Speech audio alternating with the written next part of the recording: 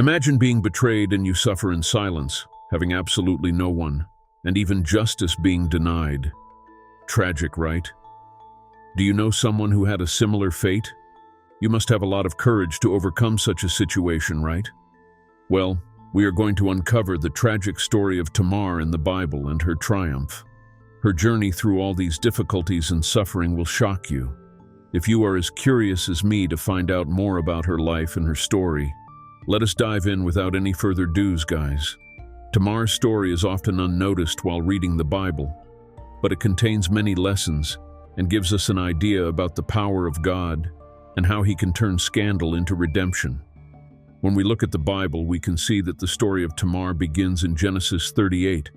Yes, it is mentioned in the story of Joseph. We all know about Judah. He is one of the 12 sons of Jacob, and he distanced from everything, even his family, and he settled among the Canaanites. During that time, he married one woman and they had 3 sons, Onan, and Shelah. Many years have passed and he arranged the marriage of his firstborn son with a girl named Tamar. She was from a noble family and had a very good character. She was a woman with determination and resilience. Her early life was not much known. She became popular and people came to know about her after her marriage to Genesis 38:7 says, "But Judah's firstborn, was wicked in the sight of the Lord, and the Lord put him to death." Now you all might be wondering about the wickedness of Well, many scholars do believe that he tried to do many cruel and immoral things to Tamar. After his death, Tamar was left all alone, and her future saw no light. As we all know, in ancient times, the security and the status of a woman is linked with her husband. There was a high risk for Tamar to face poverty and ill treatment by society. But in the Mosaic law, there is one concept called levirate marriage, in which the brother of the deceased is asked to marry the widow. So like that, Judah asked his second son to marry Tamar. But things did not turn as expected. Well, Onan was completely selfish, and he thought that the child Tamar bore will be considered as heir, and this will reduce the share of inheritance of Onan. After thinking all about this, he sabotaged and repeatedly spilled his seed on the ground. This annoyed the god, and he met the same fate as his brother. Tamar was heartbroken, and Judah now has only one son left. He told Tamar that she could marry his youngest son when he attained the right age. But Judah meant nothing in those words.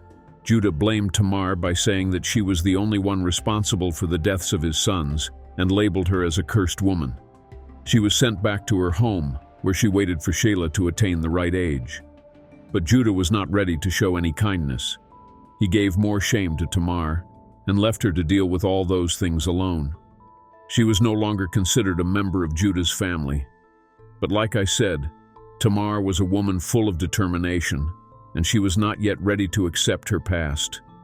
She was abandoned by Judah, and her future had no hope. Tamar understood everything, including her place in Judah's family. She knew all those things were at risk. Instead of accepting her fate, she gained all the strength and made a plan to attain the justice that she deserved. Time passed and Shelah attained the age of marriage, but no plans for the marriage were being made by Judah. That is when Tamar finally understood that the promise of Judah meant nothing. Then she came to know that Judah was traveling to Timnah for the shearing of his sheep. This event is often a celebration. Tamar took this chance to execute her plan. She changed her appearance by changing the widow's clothes. She made sure that Judah didn't recognize her no matter what. She put on a veil and covered her face and waited at the entrance. This was such a bold move, because during ancient times, a woman who sat at the roadside covering her face was often considered a prostitute. Tamar did know about this, and yet she was willing to take the risk, since she wanted justice. Judah encountered Tamar along the road and approached her with an offer. Tamar agreed, but she had some conditions. She demanded a pledge from him as collateral for payment. She asked him to give the seal, cord staff, and other items that rightfully do not belong to him. All these items that Tamar asked for had a greater significance since they were the symbol of Judah's identity. Now she had solid proof to prove about their encounter. Tamar did all these things not for some personal gains or to satisfy lust. Instead, she wanted justice for everything that they had done to her. She did know about all the risks that would be caused if someone caught her. After everything, she returned to her home, changed her dress, and wore what she normally wore. Many months passed and Tamar became pregnant, and that became pretty evident when her belly grew.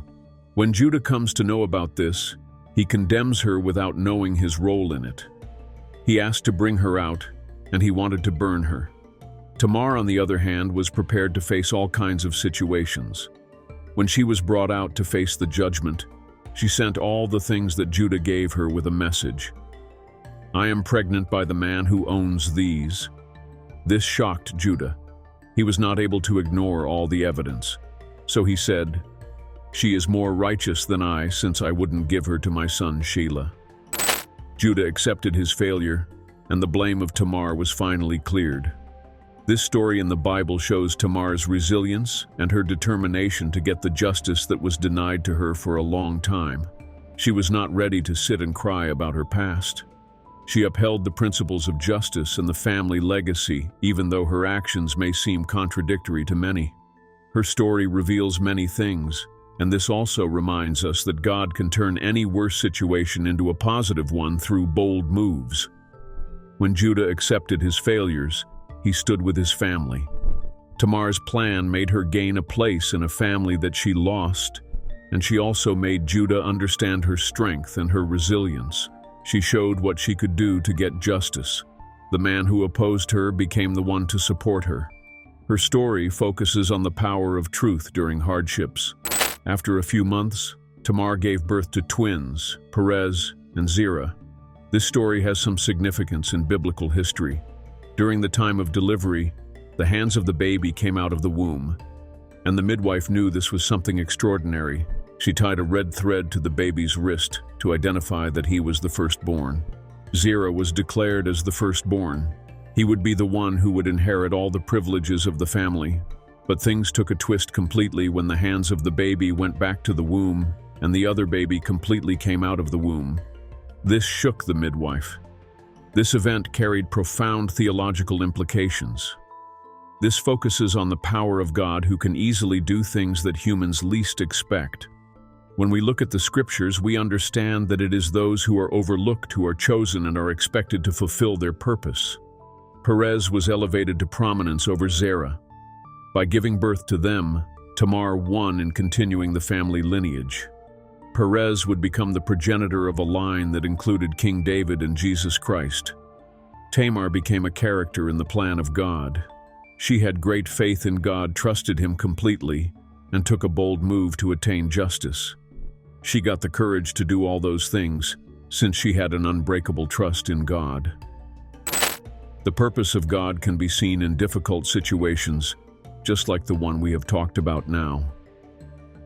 Judah became more accountable about his family after the birth of Perez and Zerah. The story of Tamar continues to inspire many generations and teach them about faith. She is one of the 5 women who is mentioned in the lineage of Christ. Usually, males are often seen in the lineages. So now you might understand how significant Tamar became during that time. She became an integral part of Israel's history.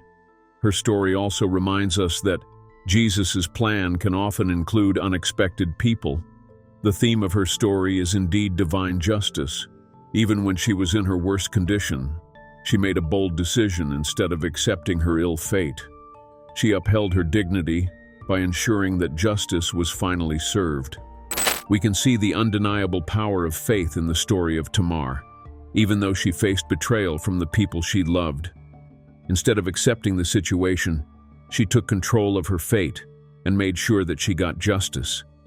She believed in God while executing her plans.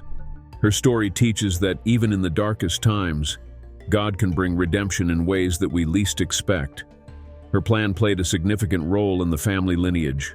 She also proved her strength without losing her confidence. She did not let her situations define her, or did not mind what others said about her.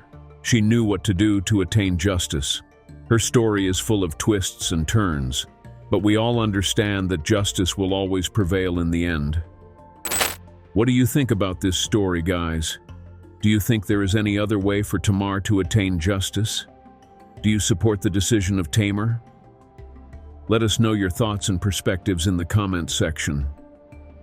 If you enjoyed watching this video, don't forget to show us your love by giving us a thumbs up. For more similar content, make sure you subscribe to the channel.